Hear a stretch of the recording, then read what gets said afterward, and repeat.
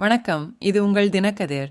ஆளுநர் என் ரவியை பதவி நீக்கம் செய்ய தமிழக அரசு வலியுறுத்தாது என சட்டத்துறை அமைச்சர் ரகுபதி புதுக்கோட்டையில் நடந்த கூட்டத்தில் சனிக்கிழமை தெரிவித்தார். அத்தகைய கோரிக்கை ஆளுநரை தனது பதவியை தக்கவைத்துக் கொள்வதில் மேலும் உறுதியாக இருக்கக்கூடும் என்று அவர் விளக்கினார்.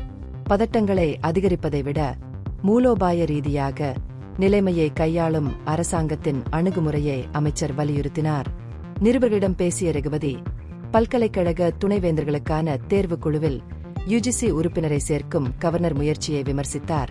இதுபோன்ற விருப்பங்களை திணிக்க முடியாது என்று வலியுறுத்தினார்.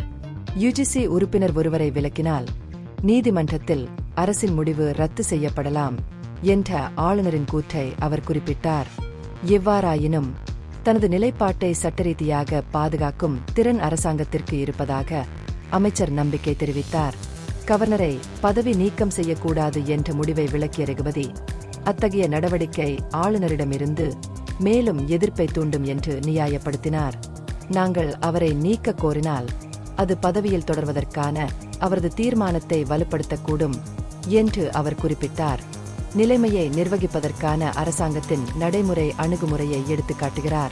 1998 கோவை குண்டுவெடிப்பு குற்றவாளி பாஷாவின் இறுதிச் சடங்கில் பொதுமக்கள் கலந்து கொண்டது குறித்து பாஜக தலைவர் அண்ணாமலை மாநில அரசை விமர்சித்ததற்கு பதிலளித்த ரகுபதி அரசின் நிலைப்பாட்டை தெளிவுபடுத்தினார். மக்கள் இறுதிச் சடங்கில் கலந்து கொள்வதை அரசாங்கம் தடுக்க முடியாது என்று கூறிய அவர் விமர்சனங்கள் தேவையற்றவை என நிராகரித்தார்.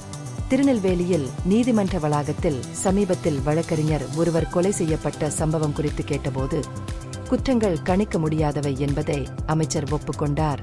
அனைத்து குற்றச் செயல்களையும் தடுக்க முயற்சிப்பதை விட சட்டம் ஒழுங்கை பாதுகாப்பதில் அதன் உறுதிப்பாட்டை மீண்டும் உறுதிப்படுத்துவதை விட இதுபோன்ற சம்பவங்களுக்கு பதிலளிப்பதில் அரசாங்கத்தின் கவனம் உள்ளது என்று அவர் வலியுறுத்தினார்.